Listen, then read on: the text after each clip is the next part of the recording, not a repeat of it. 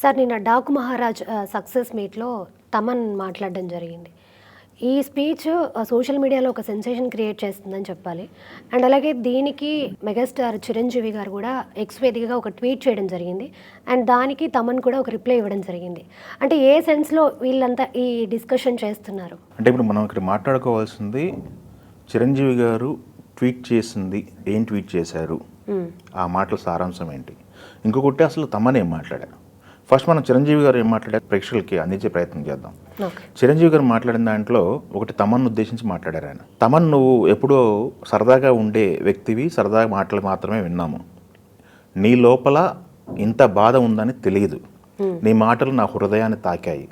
ఇది ఆయన మాట్లాడిన సెన్స్, తమన్ గురించి మాట్లాడిన సెన్స్.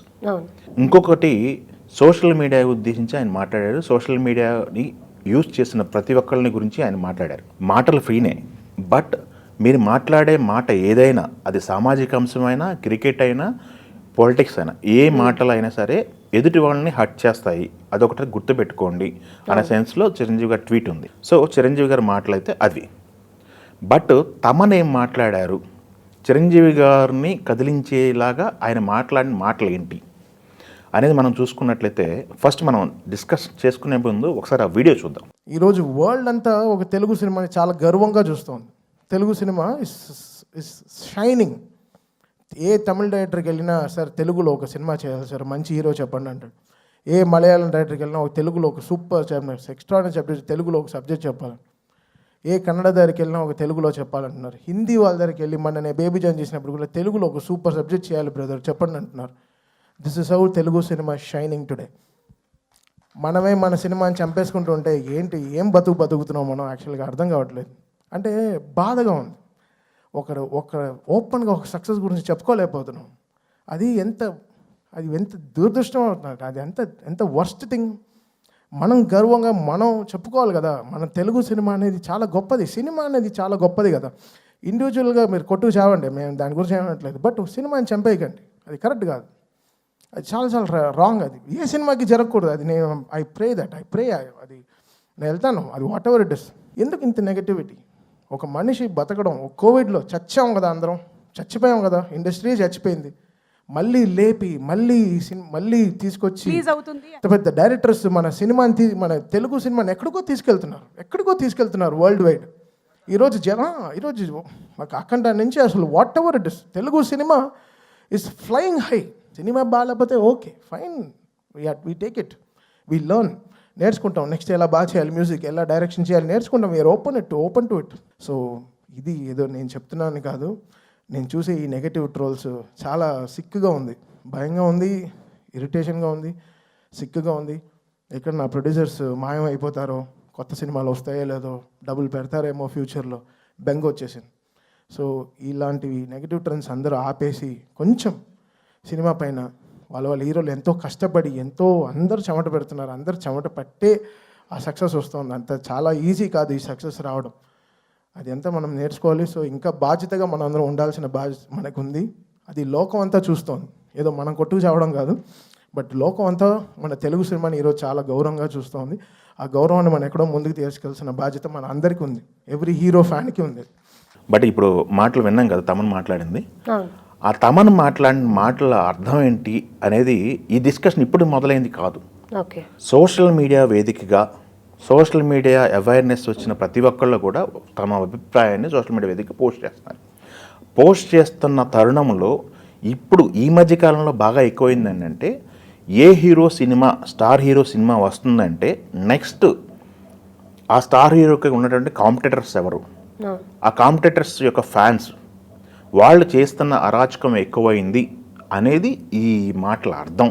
అదే కాకుండా మీరు ఒక హీరోకి సంబంధించినటువంటి సపోర్టర్స్తో ఫ్యాన్స్ అయి ఉంటే, వేరే హీరోకి సంబంధించి సినిమా రిలీజ్ అవుతున్నప్పుడు ఆ హీరో ఒక్కడే కాదు కదా ఆ సినిమాకి సంబంధించిన వ్యక్తి, ఆ సినిమాకి కష్టపడినటువంటి ప్రతి ఒక్క టెక్నీషియన్ ఉంటాడు, ప్రొడ్యూసరు, నిర్మాత అనేవాడు ఎక్కడి నుంచో డబ్బులు తెచ్చి పెడతాడు కదా, తన డబ్బులు కాకుండా వడ్డీకి డబ్బు ఫైనాన్స్ తెచ్చి పెడతారు. ఆ నిర్మాతను దృష్టిలో పెట్టుకోండి, సినిమాని చంపేయకండి.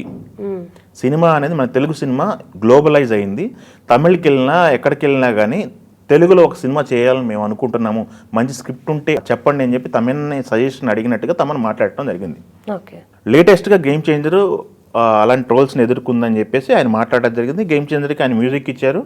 ఆ గేమ్ చేంజర్ నిర్మాత దిల్ రాజు గారు కూడా ఉన్నారు అక్కడ. దానికి సంబంధించిన గేమ్ చేంజర్ దిల్ రాజు నిర్మించాడు. ఆ సినిమాకి ఎక్కువ దెబ్బతిన్నది దిల్ రాజు గారు, ఎక్కువ భారీ బడ్జెట్ పెట్టారు. ఇది డాకు మహారాజు సంబంధించిన మ్యూజిక్ అందించింది కూడా తమను. డాకు మహారాజు సక్సెస్, బట్ ఈ సక్సెస్ ఎంజాయ్ చేయలేకపోతున్నాం, ఇంకొక పక్క ఇంకో సినిమా పాడైపోయింది అన్న టోన్లో తమను మాట్లాడటం జరిగింది. ఓకే. బట్ ఆ సినిమా ఎలా ఉంది, ఆ సినిమా ఫ్యాన్స్ ఎవరు చూస్తున్నారు, ఎవరు చూడలేదు, ఎంత కలెక్ట్ చేస్తుంది, ఇవన్నీ పక్కన పెడితే అసలు నిజాలేంటి అని తెలియకుండా పోతుంది. ఓకే. వాళ్ళు వేస్తున్న కలెక్షన్స్ ఏంటి, సినిమా రిజల్ట్ ఎలా ఉంది, కొంతమంది స్క్రీన్ షాట్లు తీసి పెడుతున్నారు. సినిమా థియేటర్లో 2 కూడా లేరు, 3 కూడా లేరు అని చెప్పేసి స్క్రీన్ షాట్లు పెడుతున్నారు. ఆ థియేటర్ ఎప్పుడుది, థియేటర్ ఈ షో ఎప్పుడు వేస్తున్నారు, షోకు 2 గంటల ముందు పోయి ఫోటో తీసి పెడితే థియేటర్లు ఖాళీగానే ఉంటాయి. అంటే ఒకటి కాదు తమను మాట్లాడింది, చాలా అంశాలని తడిమేయడం.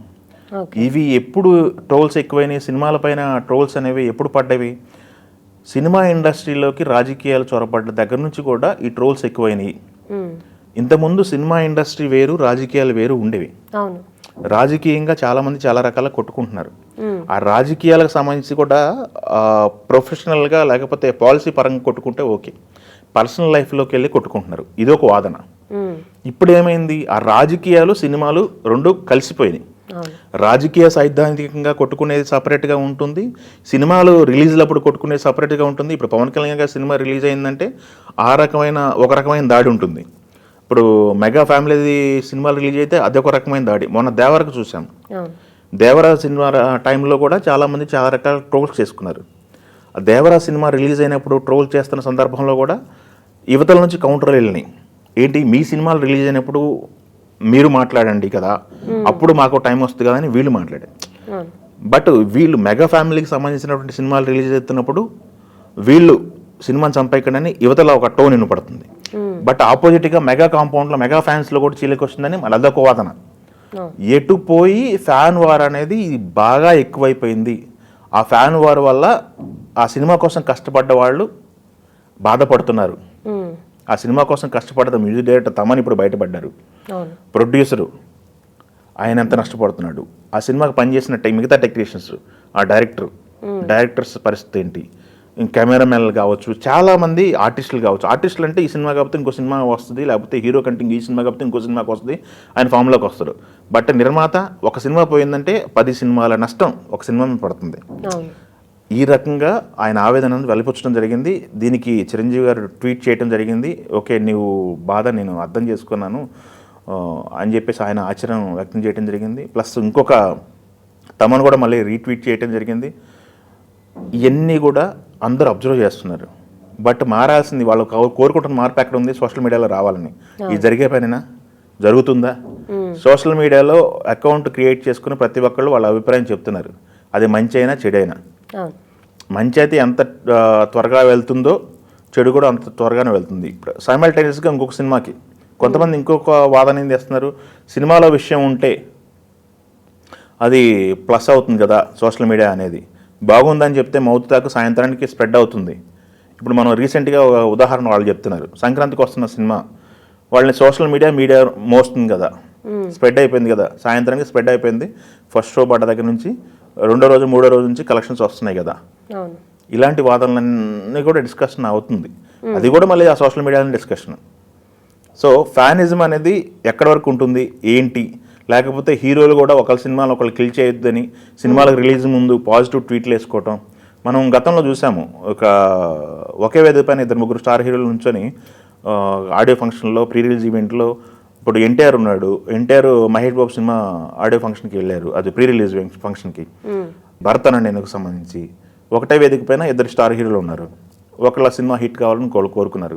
మొన్న అన్స్టాపుల్కి వచ్చారు, అన్స్టాపుల్ హీరో సంబంధించి సంక్రాంతి సినిమా 3 హీరోలు కూడా ఒకళ్ళ సినిమా ఒకటి హిట్ కావాలని చెప్పేసి కోరుకున్నారు. హీరోలు ఎంత కాడికి వాళ్ళు అయితే ఈ వాతావరణాన్ని రానివ్వకుండా, క్రియేట్ చేయనీయకుండా, ఫ్యాన్ వార్లకు తావకుండా క్రియేట్ చేద్దామని వాళ్ళు ఎంతైతే తాపత్రయపడుతున్నారో దానికి రెట్టింపు డ్యామేజ్ ఇక్కడ జరుగుతుంది. ఫ్యాన్స్ కంట్రోల్ అవ్వట్లేదు అని చెప్పేసి ఒక వాదన.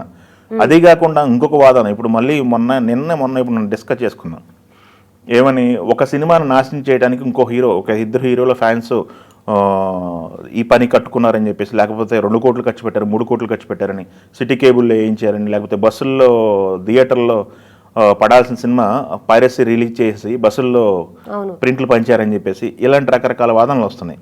నిజంగా అది జరిగిందా లేకపోతే కట్టుకథలా ఏంటి? సైబర్ క్రైమ్కి వెళ్ళి కంప్లైంట్ చేయాల్సిన పరిస్థితి వరకు వచ్చింది. మనం పైరసీలు అని చెప్పేసి చాలా విషయాల్లో చాలా విధంగా మాట్లాడుకున్నాం. బట్ సినిమాని ఫ్యాన్స్ నాశనం చేస్తున్నారు, సినిమా అభిమానులే సినిమాని నాశనం చేస్తున్నారు. వ్యక్తిగతమైన అభిమానం, వ్యక్తి పూజ ఎక్కువైంది కాబట్టి సినిమాని నాశనం చేస్తున్నారని ఇంకో వాదన. సినిమాని అభిమానించే వాళ్ళు ఏ సినిమానైనా కరెక్ట్గా సినిమా బాగుందంటే అభిమానించండి. హీరోని అభిమానించే వాళ్ళు సపరేట్గా హీరోని ఒక్కళ్ళకి డివోటీలుగా ఫీల్ అయ్యేవాళ్ళు, హీరో వర్షిప్ని మాత్రమే ఇష్టపడేవాళ్ళు ఇలాంటి పనులు చేస్తున్నారని చెప్పేసి, ఇప్పుడు ఫ్యాన్స్ అందరు ఫ్యాన్స్ అలా ఉన్నారా అంటే అది లేదు. ఇప్పుడు ఒక హీరో ఫ్యాన్స్ 100% ఫ్యాన్స్ ఉంటే చేస్తున్నటువంటి 2% 3% పీపుల్ ఇలాంటి నెగిటివిటీ వల్ల మిగతా ఫ్యాన్స్ అందరికి కూడా బ్యాడ్ నేమ్, ఆ హీరోకి కూడా బ్యాడ్ నేమ్. హీరో తెలిసి జరుగుతుందా తిరిగి జరుగుతుందా, వాళ్ళ సినిమాను ప్రమోట్ చేసుకోవడం వేరు, పక్కనోటి సినిమాని నాశనం చేయడం వేరు. దీని ఎఫెక్ట్ ఎక్కడ పడుతుంది? సో ఈ డిస్కషన్ అంతా కూడా ఇప్పుడు సీరియస్గా జరుగుతుంది. బట్ దీనికి సొల్యూషన్ ఏంటి, దీనికి పరిష్కారం ఏంటి అనేది ఇండస్ట్రీ తరఫు నుంచి జరగాలి. ఇండస్ట్రీ తరఫు నుంచో, ఫిల్మ్ ఛాంబర్ నుంచో, లేకపోతే ఎఫ్టీసీ నుంచో అందరు హీరోలని కూర్చోబెట్టి, బాబు మీ ఫ్యాన్స్ వల్ల మేము నిర్మాతలను నష్టపోతున్నాం, ఈ సోషల్ మీడియాలో వార్లు అనేది అయితే బాగుంటుంది, హెల్దీ వార్ ఉండాలి. ఒక హీరో సినిమా రిలీజ్ అవుతున్నప్పుడు ఇంకొక హీరో ట్వీట్ వేయటము, సోషల్ మీడియా విధిగా రెస్పాండ్ అవ్వటము, అది సక్సెస్ అవ్వాలని కోరుకోవటము ఈ మధ్య కాలంలో కొన్ని సినిమాలకు మనం చూసాం. అది మళ్ళీ కంటిన్యూ అవ్వట్లేదు, కంటిన్యూ అయితే బాగుంటుంది అని చెప్పేసి కనుక వాళ్ళ నిర్మాతలు కనుక మాట్లాడగలిగితే, వాళ్ళ హీరోల నుంచి ట్వీట్లు కానీ సక్సెస్లు కానీ మాట్లాడగలిగితే ఇలాంటిది కొంత కంట్రోల్ అయ్యే పరిస్థితి అయితే ఉంది. బట్ ఇది పూర్తిగా కంట్రోల్ అవుతుందా లేదా, లేకపోతే ఆవేదనగానే మిగిలిపోతుందా? తమన్ రేజ్ చేసిన ఈ సమస్య ఏదైతే ఉందో, అడ్రస్ చేసిన సమస్య ఎప్పుడుకు పోతుంది అనేది మనం వేచి చూడాల్సిన సందర్భం అయితే ఉంది.